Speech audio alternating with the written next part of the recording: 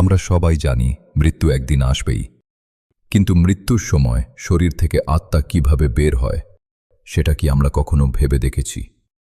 আমাদের হিন্দু শাস্ত্র বলছে সব আত্মার দেহত্যাগের পথ এক নয়, একটি নয়, দুটি নয়, 10টি সম্ভাব্য দ্বার আছে আমাদের শরীরে। আর আশ্চর্যের বিষয় হল মৃত্যুর মুহূর্তে এই দ্বার নির্বাচন হয় না, সেই সিদ্ধান্ত তৈরি হতে থাকে সারা জীবনের কর্মের মাধ্যমে। কারো আত্মা বের হয় নাসিকা দিয়ে, কারো চোখ দিয়ে, কারো আবার মুখ দিয়ে। কিন্তু কিছু বিরল আত্মা আছে যারা এমন একটি দ্বার দিয়ে বের হয় যার পর আর কখনো ফিরে আসতে হয় না। পুনর্জন্মের চক্র শেষ হয়ে যায়। হাজার হাজার বছর আগে ভগবান বিষ্ণুর বাহন গরুর ঠিক এই প্রশ্নটাই করেছিলেন, হে প্রভু, মৃত্যুর সময় প্রাণ কিভাবে দেহ ছেড়ে যায়? আত্মার প্রস্থানের পথ কোনটি? ভগবান বিষ্ণু তখন যে উত্তর দিয়েছিলেন সেই উত্তর আজও সংরক্ষিত আছে গরুর পুরাণে।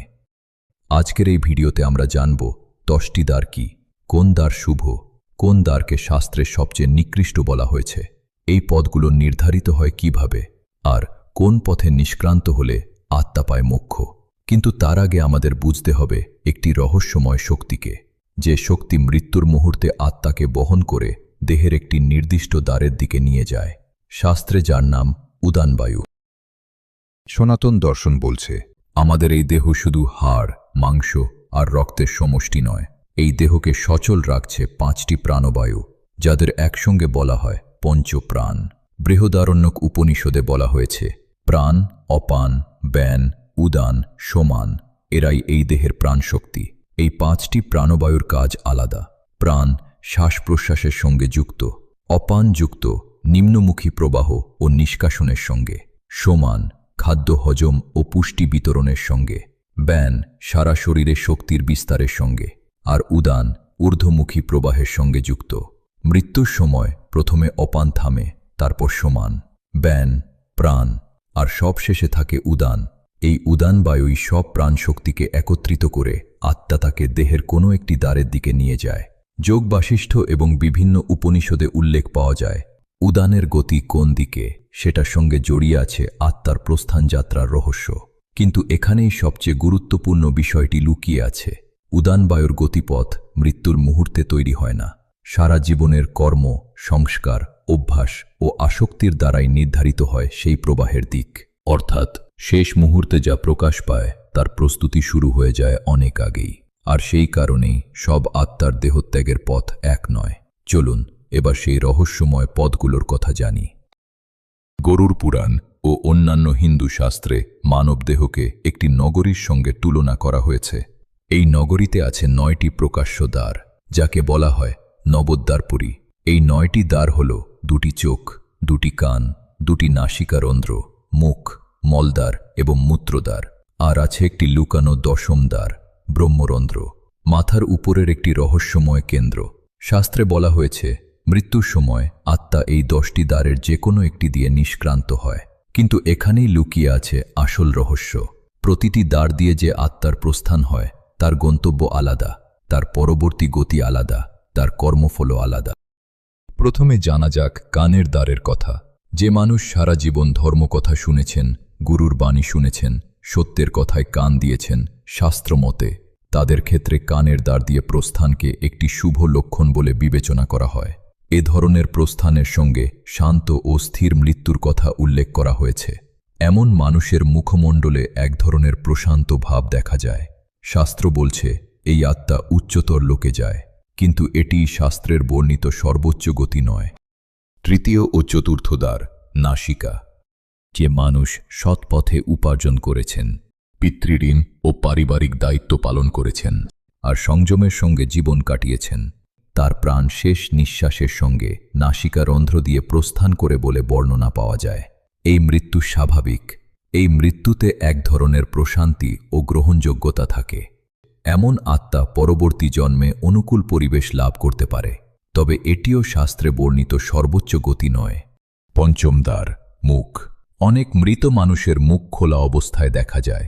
শাস্ত্রে এরও একটি ব্যাখ্যা পাওয়া যায়।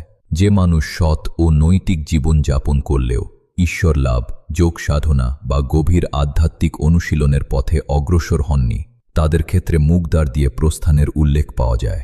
এমন মানুষ পাপী নন, আবার মুক্তিলাভের স্তরেও পৌঁছাননি। মুখদ্বার দিয়ে প্রস্থান মানে এই আত্মা মানবজন্মের ধারাতেই ফিরে আসে এবং জন্ম মৃত্যুর পরবর্তী চক্র শুরু হয়। ষষ্ঠ ও সপ্তম দ্বার, চোখ। এই দ্বারটির কথা শুনলে অনেকেই অস্বস্তি বোধ করেন, কারণ কিছু মানুষ মৃত্যুর মুহূর্তেও যেতে চান না। তাদের মন তখনও আটকে থাকে সম্পত্তিতে, ভোগবিলাসে, অসমাপ্ত ইচ্ছার মধ্যে। দেহ শেষ হয়ে যাচ্ছে, কিন্তু মায়া শেষ হচ্ছে না। এমন অবস্থায় প্রাণ চোখের দ্বার দিয়ে প্রস্থান করতে পারে। গরুর পুরাণ বলছে, এই প্রস্থান শান্ত নয়। অনেক সময় আত্মা দেহের আশেপাশেই থেকে যায়। প্রবল আসক্তি তাকে সামনে এগোতে দেয় না। তাই শাস্ত্রের উপদেশ, আসক্তি যত কম, মুক্তি তত সহজ। অষ্টম ও নবম দ্বার, নিম্নদ্বার। শাস্ত্রমতে এটি সবচেয়ে ভয়াবহ প্রস্থান পথগুলোর একটি। যে মানুষ সারা জীবন লোভ, কাম, ক্রোধে ডুবেছিলেন, অন্যকে কষ্ট দিয়েছেন, ধর্মকে উপেক্ষা করেছেন, নিষ্ঠুর ছিলেন, তার প্রাণ নিম্নদ্বার দিয়ে বের হয়। এই মৃত্যু কষ্টের। এটিকে অশুভ প্রস্থান ও অধোগতির লক্ষণ বলে মনে করা হয়। শাস্ত্রের ভাষায় অধোগতির দ্বারা যে আত্মা যায়, তাকে পাপের ফল ভোগ করতে হয়। দশম দ্বার, ব্রহ্মরন্ধ্র। এবার বলবো সেই রহস্যময় দশম দ্বারের কথা, যা সাধারণ মানুষের কাছে বন্ধ, কিন্তু যোগী, সাধক ও জ্ঞানীর কাছে উন্মুক্ত। উপনিষদ ও যোগশাস্ত্রে বলা হয়েছে, সাধনার দ্বারা যে প্রাণ শক্তিকে ঊর্ধ্বমুখী করতে পারেন, তার আত্মা ব্রহ্মরন্ধ্র দিয়ে প্রস্থান করতে পারে। এটিই মহাসমাধি। শাস্ত্র বলছে, এই আত্মা আর ফিরে আসে না। পুনর্জন্মের চক্র ভেঙে যায়, ব্রহ্মে লীন হয়ে যায়। অনেক সাধক ও যোগীর জীবন কথায় মহাসমাধির সময় মাথার উপরের অংশে বিশেষ উষ্ণতা বা স্পন্দনের উল্লেখ পাওয়া যায়। শাস্ত্রের ভাষায় এটাই মোক্ষের দ্বার। আমরা আজ 10টি দ্বারের কথা জানলাম, কিন্তু প্রশ্নটা আসলে দ্বার নিয়ে নয়, প্রশ্নটা জীবন নিয়ে।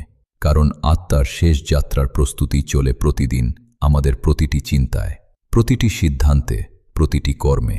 হয়তো আপনি আজ জানতে চেয়েছিলেন মৃত্যুর সময় আত্মা কোন পথে বের হয়, কিন্তু আরও বড় একটি প্রশ্ন হল, আমি কি সেই যাত্রার জন্য প্রস্তুত? গরুর পুরাণ শুধু মৃত্যুর কথা বলে না, সে বলে জীবনকে এমনভাবে কাটাও যেন শেষ যাত্রা ভয়ের নয়, মুক্তির হয়। এই ভিডিও যদি আপনার মনে কোনো প্রশ্ন জাগিয়ে থাকে, সেই প্রশ্নটাই হয়তো আপনার সাধনা শুরু। নীরব সত্যের সঙ্গে থাকুন, কারণ অনুসন্ধান এখনও শেষ হয়নি। ধন্যবাদ।